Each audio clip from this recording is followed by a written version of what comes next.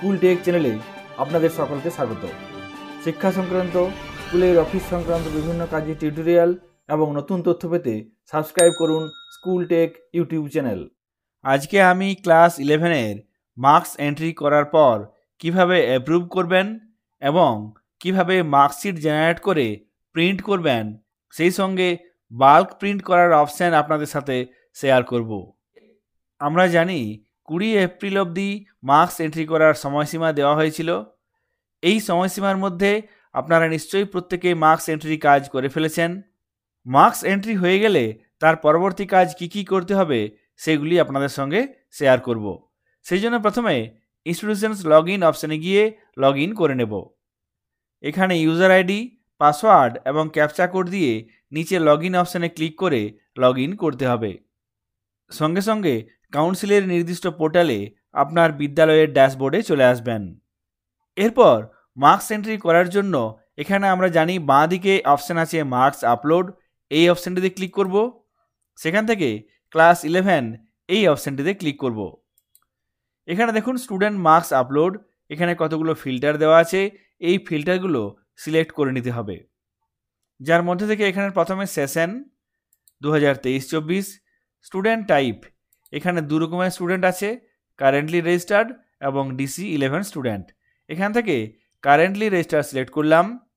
তারপর এখানে page limit, এখানে ম্যাক্সিমাম নিয়ে নেবেন। তারপর সার্চ অপশানে ক্লিক করবেন।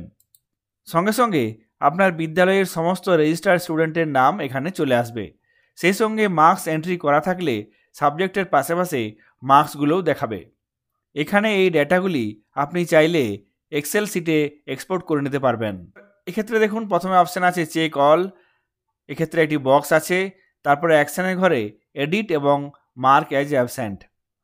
তারপরে এইদিকে ক্যান্ডিডেটের নাম আছে, সাবজেক্ট ওয়াইজ মার্কস দেওয়া আছে। এক্ষেত্রে দেখুন অ্যাকশানের ঘরে যদি আপনি নাম্বার চেঞ্জ করতে চান, অর্থাৎ মার্কস এন্ট্রি কোনো কারণে ভুল হয়ে থাকলে এই এডিট অপশানের মাধ্যমে আপনারা চেঞ্জ করতে পারবেন। আর কোনো ক্যান্ডিডেট যদি পরীক্ষা না দিয়ে থাকে, সম্পূর্ণভাবে সব পরীক্ষাগুলি সে অ্যাবসেন্ট ছিল, সেক্ষেত্রে এখানে মার্ক অ্যাজ অ্যাবসেন্ট এই অপশানটিতে ক্লিক করতে হবে। এখানে আপনাদের দেখাচ্ছি, এখানে একটি ক্যান্ডিডেট কোনো পরীক্ষাই দেয়নি, অর্থাৎ সে অ্যাবসেন্ট ছিল। এক্ষেত্রে এই ক্যান্ডিডেটকে মার্ক অ্যাজ অ্যাবসেন্ট এই অপশানে ক্লিক করে অ্যাবসেন্ট করব। এক্ষেত্রে প্রথমে এই মার্ক অ্যাজ অ্যাবসেন্ট এই অপশানটিতে ক্লিক করব। সঙ্গে সঙ্গে are you sure you want to absent, এখানে ইয়েস সিলেক্ট করতে হবে। Done, clicked yes, okay. এখানে দেখুন অ্যাবসেন্ট লেখা চলে এসেছে। যদি এই কাজটি কোনো কারণে ভুল করে হয়ে যায়, সেক্ষেত্রে এখানে মার্ক অ্যাজ প্রেজেন্ট দেখুন লেখা আছে, এই লেখাটিতে ক্লিক করলে পুনরায় সে প্রেজেন্ট হয়ে যাবে। এইভাবে সমস্ত সাবজেক্টের অ্যাবসেন্ট ক্যান্ডিডেটদের মার্ক অ্যাজ অ্যাবসেন্ট অপশানে ক্লিক করে অ্যাবসেন্ট করতে হবে। মার্কস এন্ট্রি কীভাবে করতে হবে সেই সম্বন্ধে আগের ভিডিওতে আলোচনা করেছি। সেই সংক্রান্ত ভিডিও ডেসক্রিপশন বক্সে পেয়ে যাবেন, আপনারা চাইলে আবার দেখতে পারবেন। এরপর সমস্ত ক্যান্ডিডেটের মার্কস এন্ট্রি হয়ে যাওয়ার পর অ্যাপ্রুভ কীভাবে করব। এখানে দেখুন বাঁ দিকে একটি অপশান আছে চেক অল, এই অপশানটিতে ক্লিক করব। এই চেক অল ক্লিক করার সঙ্গে সঙ্গে প্রত্যেকটি ক্যান্ডিডেট সিলেক্ট হয়ে যাবে।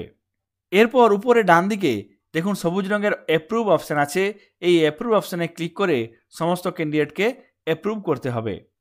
এক্ষেত্রে বলে রাখি, একবার অ্যাপ্রুভ হয়ে গেলে কোনোভাবেই আর মার্কস পরিবর্তন করা যাবে না। সেই জন্য প্রয়োজন হলে আপনারা মার্কস এন্ট্রি আরেকবার চেক করে নেবেন, তারপরে এই অ্যাপ্রুভের কাজটি করবেন। এক্ষেত্রে আমি এখানে চেক অল সিলেক্ট করে সমস্ত ক্যান্ডিডেটকে সিলেক্ট করে নিয়েছি। তারপর এখানে অ্যাপ্রুভ অপশানে ক্লিক করব। সঙ্গে সঙ্গে দেখুন are you sure want to approve all students, yes or no, এখানে ইয়েস। Done, approved, okay. এখানে সমস্ত ক্যান্ডিডেট অ্যাপ্রুভড হয়ে গেল। এরপর আমরা কিভাবে মার্কশিট জেনারেট করব সেই বিষয়টি আপনাদের সঙ্গে শেয়ার করব।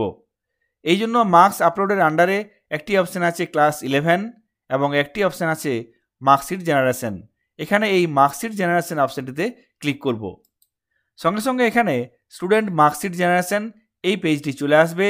এক্ষেত্রেও আপনাকে কয়েকটি ফিল্টার আছে, সেখান থেকে সিলেক্ট করে নিতে হবে। এখানে সেশন 2023-24 সিলেক্ট করলাম। তারপর স্টুডেন্ট টাইপ, এক্ষেত্রে আমি কারেন্টলি রেজিস্টার এই অপশানটি ক্লিক করব। তারপর সার্চ অপশানে ক্লিক করব।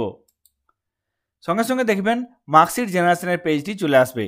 তবে এক্ষেত্রে দেখুন চেক অল অপশান আছে, তার পাশেই অ্যাকশনের ঘরে দেখুন মার্কশিট নট জেনারেটেড, অর্থাৎ এক্ষেত্রে মার্কশিট জেনারেট হয়নি। মার্কশিট জেনারেট করার জন্য এখানে একই রকমভাবে এই চেক অল অপশানে ক্লিক করতে হবে। সঙ্গে সঙ্গে সমস্ত ছাত্রছাত্রী সিলেক্ট হয়ে যাবে। তারপর এখানে ডান দিকে জেনারেট মার্কশিট এই অপশানটিতে ক্লিক করতে হবে।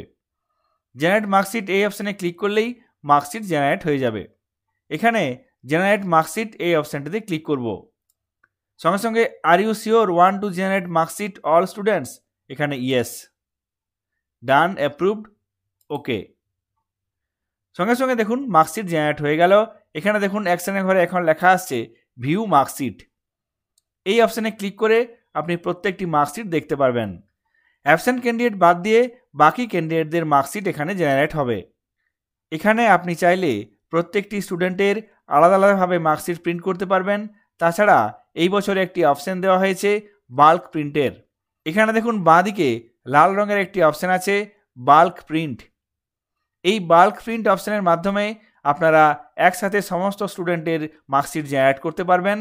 এই বাল্ক প্রিন্ট অপশানের মাধ্যমে আপনারা একসাথে সমস্ত স্টুডেন্টের মার্কশিট প্রিন্ট করতে পারবেন বা প্রয়োজনে কম্পিউটারে পিডিএফ আকারে সেভ করে রাখতে পারবেন। এখানে এই বাল্ক প্রিন্ট অপশানে ক্লিক করব।